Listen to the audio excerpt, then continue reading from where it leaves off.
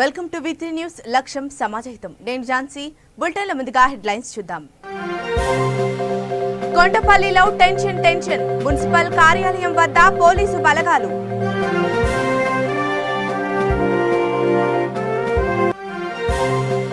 అనంతపురం జిల్లాలో దొంగల హల్చల్ కనికల అయ్యప్ప స్వామి ఆలయంలో చోరీ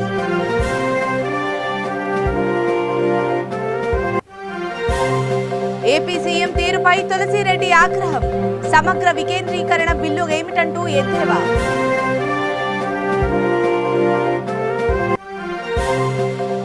ఘనంగా పుట్టపర్తి సత్యసాయి 96వ జయంతి ఆకట్టుకున్న మేడ్చల్ కూకట్పల్లి బాల వికాస్ విద్యార్థుల ప్రదర్శనలు ఇక వివరాల్లోకి వెళ్తే పుట్టపర్తి సత్యసాయి 96వ జయంతి వేడుకలు విశ్వవ్యాప్తంగా ఘనంగా జరిగాయి.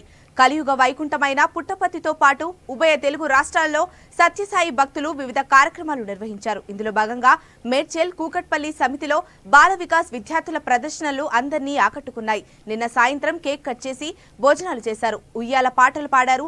భక్తి తన్మయంతో పరవశులయ్యారు. హారతి ప్రసాద వితరణతో కార్యక్రమాన్ని ముగించారు.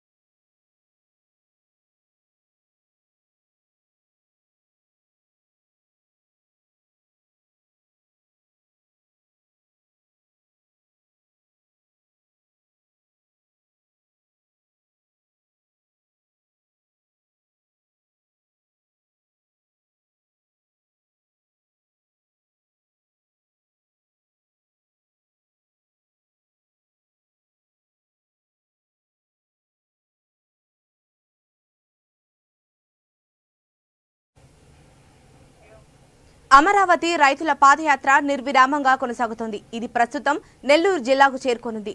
రైతులు ఉత్సాహంగా ఈ ఉద్యమంలో పాలుపంచుకుంటున్నారు.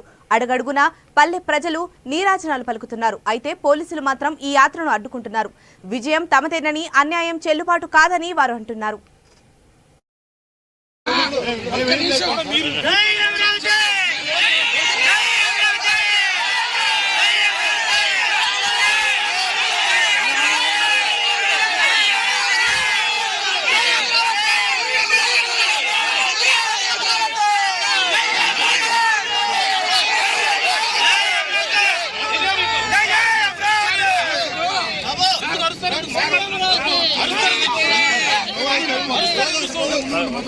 ఇది మా ముందే ఉంటది.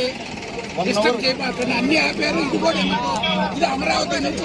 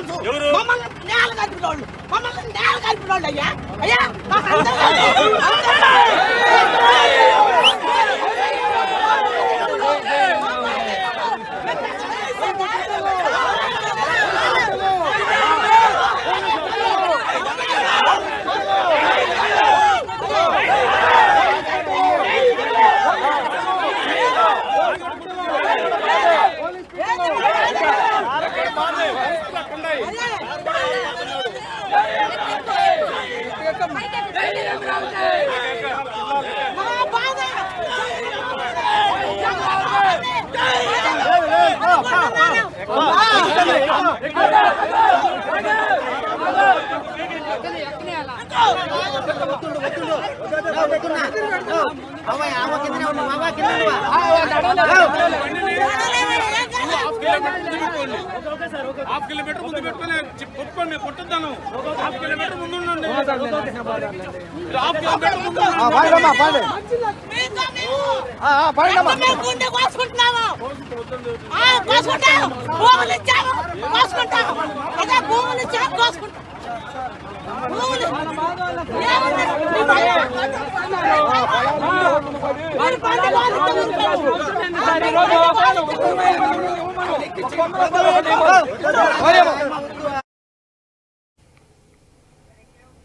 ఈ నెల 28, 29, 30వ తేదీల్లో కృష్ణా జిల్లా హనుమాన్ జంక్షన్లో సిపిఎం ద్వితీయ మహాసభలు జరగనున్నాయి. ఈ విషయాన్ని ఆ పార్టీ జిల్లా కార్యదర్శి రఘు తెలియజేశారు. నూతన నాయకత్వం ఎన్నిక, ప్రజాస్వామ్యాలపై సమస్యలు, సమావేశాలు జరగనున్నాయి. 28 తారీఖు మధ్యాహ్నం 3 గంటలకు నూజివీడు రోడ్డు శ్రీనివాస కళ్యాణ మండపం నుంచి విజయవాడ రోడ్డు కాకాని కళ్యాణ మండపం వరకు ప్రజా ప్రదర్శన నిర్వహిస్తారు. 29, 30 తారీఖుల్లో బహిరంగ సభలు జరుగుతాయని, ఈ సమావేశాలకు రాష్ట్ర నాయకులు ఉమామహేశ్వరరావు, వై వెంకటేశ్వరరావు, సిహెచ్ బాబు హాజరవుతారు. కార్యక్రమంలో వెంకటేశ్వరరావు, బేతా శ్రీనివాసరావు, అబ్దుల్, రవిబాబు పాల్గొన్నారు. సంవత్సరం 13,000 కూడా రాలేదంటే ఎంత తీవ్రమైన నష్టం కౌలు రైతులకి కలగజేశారో చూస్తున్నాం. కౌలు రైతులకి రైతు భరోసా రాదు, ఇన్పుట్ సబ్సిడీ రాదు, ఏ రకంగా కూడా కౌలు రైతులు బతికి బట్టకట్టలేని పరిస్థితి ఈరోజు దాపురించింది. అందువల్ల దీనికి వ్యతిరేకంగా కూడా పెద్ద ఎత్తున పోరాటాలు చేస్తూ వచ్చాం, కౌలు రైతులను కూడగడుతూ వచ్చాం. ఈ రకంగా ఈ కృషి అంతా కూడా రాబోయే కాలంలో ఎన్నుకోబడే నూతన కమిటీ మరింత ఉత్సాహంతో కొనసాగిస్తుందని భావిస్తున్నాం. కారణం ఏంటి అంటే ఈరోజు దేశంలో నడుస్తున్న, రాష్ట్రంలో నడుస్తున్న ఆర్థిక సంక్షోభం దృష్టిలో పెట్టినప్పుడు అటు తెలుగుదేశం కానీ, వైసీపీ కానీ ఒకళ్ళనొకళ్ళు తిప్పుకోవడం తప్ప వాళ్ళు విధానాల్లో మార్పు తీసుకొచ్చి ప్రజలకు అనుకూలంగా చేసే పరిస్థితి అయితే దాదాపు అంతరించిపోయింది. దీన్ని అవకాశంగా తీసుకుని అత్యంత దుర్మార్గమైన బీజేపీ మన రాష్ట్రంలో నిలబడటానికి, ఇక్కడ టెస్ట్ చేయడానికి ప్రయత్నాలు చేస్తుంది. దురదృష్టం ఏంటంటే దేశంలో ఏ రాష్ట్రంలో లేని పరిస్థితి 50% వచ్చిన వైసీపీ, 40% వచ్చిన తెలుగుదేశం, 6% వచ్చిన జనసేన అందరూ ఈరోజు బీజేపీకి తోకలుగా మారారు. ఈ నేపథ్యంలో దీన్ని అవకాశంగా తీసుకుని బీజేపీ తన ఆర్థిక విధానాలను మన నెత్తిన రుద్దటమే కాదు, మన ప్రత్యేక హక్కుల్ని కాజేయటమే కాదు, ఇప్పుడు మనువాద సిద్ధాంతాన్ని తీసుకొచ్చి మన నెత్తిన రుద్ది ఆ రకంగా తిరిగి మత కలహాలు లేకపోతే కులోన్మాదంతో దళితులను అంచేయటం, మహిళల మీద చాలా పాశవికమైన భావజాలాన్ని ప్రచారం చేయడం జరుగుతుంది. అందుకని ఈ నేపథ్యంలో వీటన్నిటికీ వ్యతిరేకంగా ధీటుగా అటు సైద్ధాంతికంగా దానికి అనుగుణంగా పోరాటాలను పెద్ద ఎత్తున సిపిఎం చేయాలని నిర్ణయించుకుంది. ప్రజలకి ఆ రకంగా దగ్గరవుతున్న పరిస్థితి మాకు కనపడుతుంది. దీన్ని మరింత నవంబర్ 28, 29, 30 తేదీల్లో హనుమాన్ జంక్షన్లో ఈ మహాసభలు జరుగుతున్న సందర్భంగా 28వ తేదీన వేలాది మందితో ప్రజా ప్రదర్శన, బహిరంగ సభ జరుగుతుంది. అందుకని ఈ ప్రజా ప్రదర్శనకి, బహిరంగ సభకి అన్ని మండలాల నుంచి ప్రజల్ని పెద్ద ఎత్తున తరలి రావాలని చెప్పేసి కోరుతున్నాం. ఈ హనుమాన్ జంక్షన్ ప్రాంతంలోనూ, గన్నవరం నియోజకవర్గ పరిధిలో కూడా ఇటీవల కాలంలో ప్రజల సమస్యల మీద అనేక పోరాటాలు చేయడం జరిగింది. ముఖ్యంగా ఇక్కడ హనుమాన్ జంక్షన్లో ఈ బాపులపాడు ప్రాంత అభివృద్ధిలో ముఖ్యమైన పాత్ర వహించినటువంటి హనుమాన్ షుగర్స్ మూసివేతకి వ్యతిరేకంగా మేము ఉద్యమం నిర్వహించడం జరిగింది. రైతులకి, కార్మికులకి ప్రయోజనం జరిగేట్టుగా మేము కృషి చేయడం జరిగింది. అట్లానే మల్లవల్లిలో 50-60 సంవత్సరాల నుంచి అక్కడ పేదవాళ్ళు సాగు చేసుకుంటున్నటువంటి భూముల్ని గతంలో ఉన్న కాంగ్రెస్ ప్రభుత్వం. అనంతపురం జిల్లాలో దొంగలు హల్చల్ చేశారు. కొద్ది రోజుల క్రితం కదిరిలోని ఓ ఇంట్లోకి చొరబడి కుటుంబ సభ్యులను హత్య చేశారు. నగలు, డబ్బు దోచుకెళ్లారు. తాజాగా కనేకల్ మండల కేంద్రంలోని అయ్యప్ప స్వామి దేవాలయంలో దొంగతనం చేశారు. ఆలయంలోని మూల విరాట్ విగ్రహం, హుండీలోని నగదు అపహరించుకుపోయారు.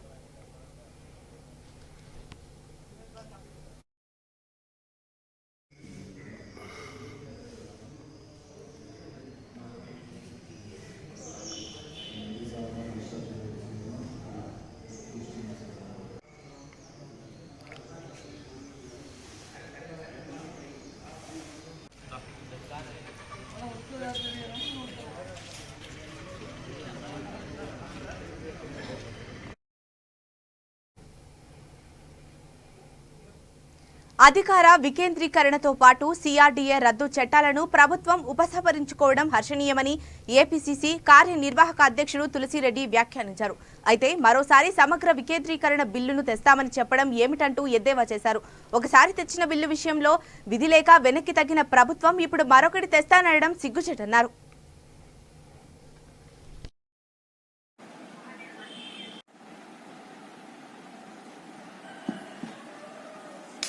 వికేంద్రీకరణ చట్టాన్ని అంటే 3 రాజధానుల చట్టాన్ని, సిఆర్డీఏ రద్దు చట్టాన్ని రాష్ట్ర ప్రభుత్వం ఉపసంహరించుకోవడం హర్షణీయం. దీన్ని కాంగ్రెస్ పార్టీ స్వాగతిస్తూ ఉంది. కానీ మళ్ళీ అదే సమయంలో మరోసారి సమగ్ర మెరుగైన వికేంద్రీకరణ బిల్లును తీసుకొస్తామని ముఖ్యమంత్రి గారు చెప్పడం ఇది అనవసరం. మళ్ళీ బిల్లు తేకుండానే రాష్ట్రంలో అభివృద్ధి వికేంద్రీకరణ చేయొచ్చు. కేంద్ర ప్రభుత్వంతో పోరాడి రాష్ట్రానికి ప్రత్యేక హోదా సాధిస్తే తద్వారా రాష్ట్రంలోని అన్ని ప్రాంతాల్లో అభివృద్ధి వికేంద్రీకరణ జరుగుతుంది.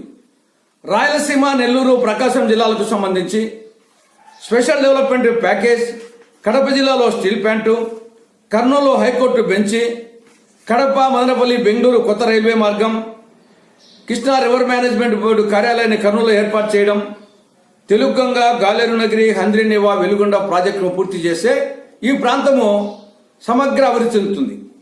ఇక ఉత్తరాంధ్రకు సంబంధించి విశాఖకు సంబంధించి విశాఖను ఆర్థిక రాజధానిగా, సినీ రాజధానిగా, టూరిజం రాజధానిగా, ఐటీ రాజధానిగా డెవలప్ చేయొచ్చు. Visakha Chennai industrial corridor, Visakha railway zone సాధిస్తే అదేవిధంగా ఉత్తరాంధ్ర సురసవంతిని పూర్తి చేస్తే ఆ ప్రాంతం అభివృద్ధి చెందుతుంది. ఇక అమరావతికి సంబంధించి ఆల్రెడీ సచివాలయం పూర్తయింది, హైకోర్టు పూర్తయింది, అసెంబ్లీ పూర్తయింది, మిగతా భవనాలు దాదాపు పూర్తయినాయి. ఇంకొక 5,000 కోట్లు 10,000 కోట్లు ఖర్చు పెడితే ఒక సర్వాంగ సుందరమైన ప్రజా రాజధాని అమరావతిలో వస్తుంది. ఇక గోదావరి జిల్లాలకు సంబంధించి పోలవరంను పూర్తి చేసి కాకినాడ పెట్రోకెమికల్ కాంప్లెక్స్ పూర్తి చేసి ఆ ప్రాంతం అభివృద్ధి చెందుతుంది. కాబట్టి మళ్ళీ బిల్లు తేకుండానే రాష్ట్రాన్ని బ్రహ్మాండంగా అభివృద్ధి చేసే అవకాశాలు ఉన్నాయి. కాబట్టి రాష్ట్ర ప్రభుత్వము మళ్ళీ ఇంకొక బిల్లు తేవాలనే ఆలోచన మానుకోవాలని కాంగ్రెస్ పార్టీ సూచిస్తూ ఉంది. తప్పులు చేయడం మానవ సహజం, సరిదిద్దుకోవడం విఘ్న లక్షణం. కానీ మళ్ళీ తప్పులు చేయడం అనేది మూర్ఖ. కొండపల్లిలో తీవ్ర ఉద్రిక్తత నెలకొంది. మున్సిపల్ కార్యాలయం వద్ద పోలీసు బలగాలను భారీ స్థాయిలో మోహరించారు. అధికార పార్టీ నేతలు బారికేడ్ల వద్ద నిలబడి ప్రభుత్వ అనుకూల నినాదాలు చేశారు. మరోవైపు మున్సిపల్ కార్యాలయం సమీపంలోని తెలుగుదేశం పార్టీ శ్రేణులు మోహరించారు. మున్సిపల్ కార్యాలయం నుంచి 100 మీటర్ల దూరం వరకు బారికేడ్లు, ముళ్ల కంచెలను ఏర్పాటు చేశారు. అయితే మున్సిపల్ చైర్మన్ ఎన్నిక ప్రక్రియను చిత్రీకరించేందుకు మీడియాను కూడా అనుమతించలేదు.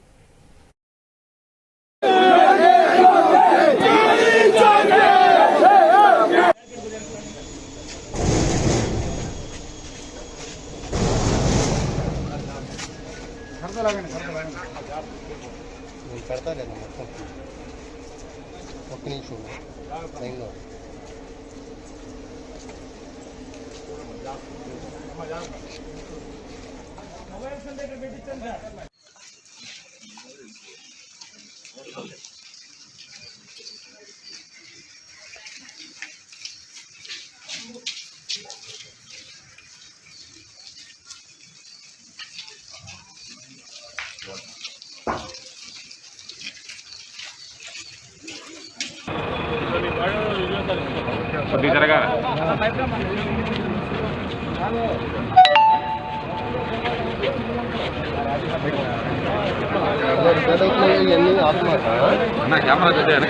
అమ్మాజీ గారు రావాలి.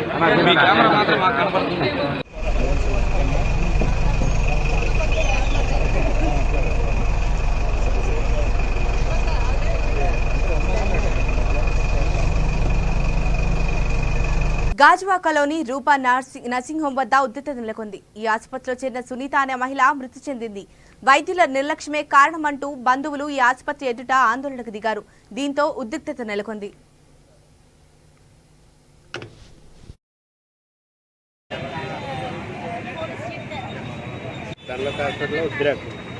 డాక్టర్ నిర్లక్ష్యం కారణంగా జీ సునీత అనే మహిళ ప్రాణం పోయింది. అందులో బంధువులు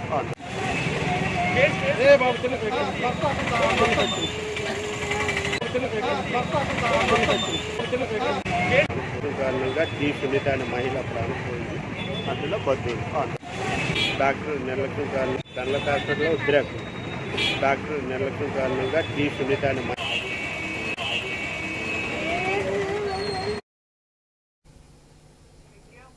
కడప జిల్లా సిద్ధవటం మండలం కడపాయిపల్లి గ్రామంలోని వ్యవసాయ భూములు కోతకు గురయ్యాయి. పెన్నా నది వరదల ధాటికి ఈ పరిస్థితి తలెత్తింది. దీంతో రైతులు తీవ్ర మానసిక వేదనకు గురవుతున్నారు. గతంలో ఎన్నోసార్లు ప్రభుత్వానికి మొరపెట్టుకున్నా తమ సమస్యను గాలి కొదిలేశారంటూ అధికారులపై వారు తీవ్ర ఆగ్రహం వ్యక్తం చేశారు. కాగా ఇవాళ ఈ ప్రాంతాన్ని వీఆర్ఓ సురేష్ బాబు, పంచాయతీ కార్యదర్శి లక్ష్మీ నరసయ్య, సుదర్శన్ రెడ్డి తదితరులు సందర్శించారు. ఈ సందర్భంగా సురేష్ బాబు మాట్లాడుతూ పంట నష్టం, భూముల కోతకు గురవ్వడం వాస్తవమేనన్నారు. కార్యక్రమంలో మాజీ సర్పంచ్ శివరాం రెడ్డి, నాయకులు పాల్గొన్నారు.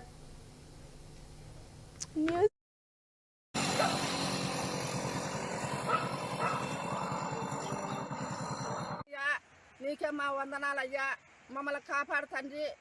తండ్రి మాది సిద్ధాటం తాలూకా కడపాయిపల్లి అర్జనవాడ.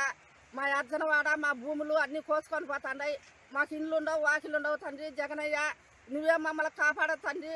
అధికారులు ఏమొచ్చి రాసుకొని పోతున్నారు. మాకు ఏమీ ఇది లేదు. చూడు అయ్యగారు, జగనయ్య గారు, ఇటు చూడు అయ్యగారు, మా భూములన్నీ కోసుకొని పోతున్నాయి. అయ్యగారు మమ్మల్ని కాపాడు తండ్రి, నువ్వే కాపాడు తండ్రి. మా భూములు మాకు ఇల్లు ఇచ్చి అననే మమ్మల్ని చేర్చు తండ్రి. లేకపోతే మేము అందరం ఎక్కడన్నా ఈ ఎట్లా పడి చచ్చిపోయేంత పరిస్థితి వస్తుంది తండ్రి. మమ్మల్ని కాపాడు తండ్రి, నువ్వే మమ్మల్ని కాపాడాలి తండ్రి. ఓ జగనన్న, నువ్వు మమ్మల్ని కాపాడు జగనన్న. ఏం చేసినా నువ్వు చేయాల్సిందే జగనన్న. మాకు మా ఏరు చూడదు జగనన్న, మా ఇళ్ళలోకి వస్తుంది జగనన్న. నువ్వే కాపాడు తండ్రి. మమ్మల్ని ఎత్తుకాళ్ళు ఏమొచ్చి రాసుకొని పోతున్నారు. వాళ్ళ పద్ధతి ఏమో మాకు ఎవరు చేసేవాళ్ళు లేరు జగనన్న. ఏం చేసినా నువ్వు చేయాల్సిందే జగనన్న. మాకు ఈ పొలంలో వరి సాగు, వేరుశెనక్కాయ పంటలు పండించాము. అవన్నీ మొత్తం నదిపాలైనాయి. కాబట్టి దయ ఉంచి పంట నష్టం కట్టించి ఈ పంటకు ఏదన్నా ఈ పేదవారికి ఆర్థిక సాయం అందించవలసి కోరుతున్నాం.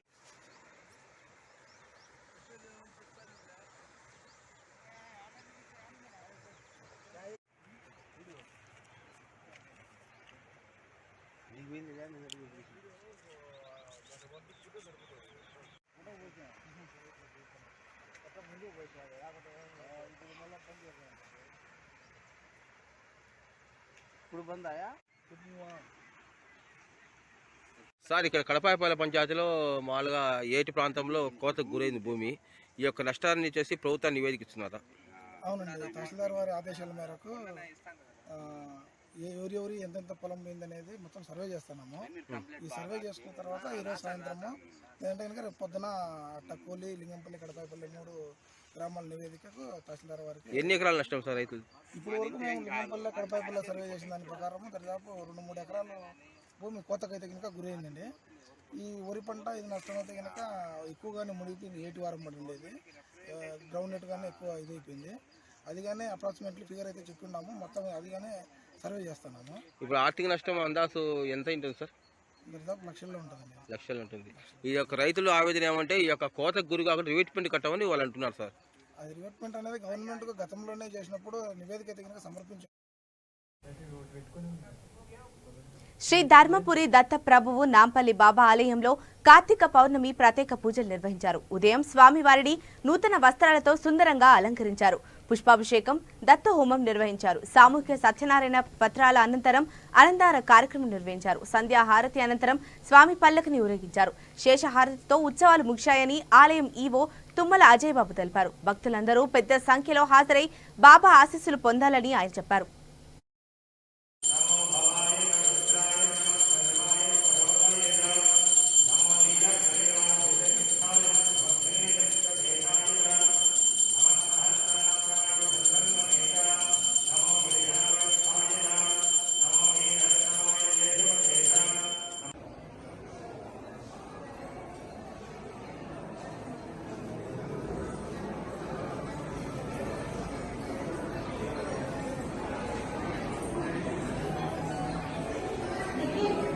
बोलो इन्मेश्वर भगवान की, बोलो नामपल्ली बाबा गुरुदेव भगवान की, बोलो गजानन महाराज की, बोलो गुरु दत्तात्रेय भगवान की।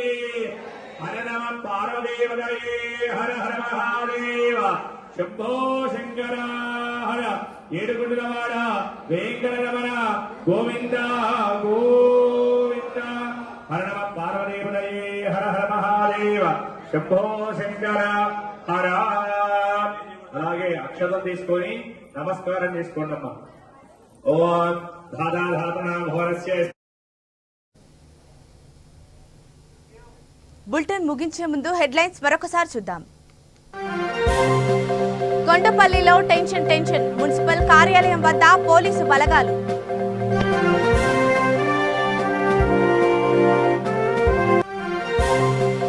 అనంతపురం జిల్లాలో దొంగల హల్చల్, కనేకల్ అయ్యప్ప స్వామి ఆలయంలో చోరీ.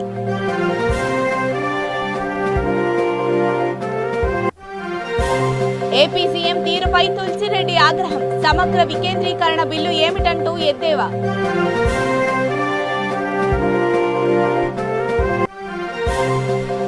ఘనంగా పుట్టపర్తి సత్యసాయి 96వ జయంతి, ఆకట్టుకున్న మేడ్చల్ కూకట్పల్లి బాల వికాస్ విద్యార్థుల ప్రదర్శన. ఇవి ఇప్పటివరకున్న అప్డేట్స్. మరిన్ని అప్డేట్స్ కోసం చూస్తూనే ఉండండి V3 న్యూస్, లక్ష్యం సమాజహితం.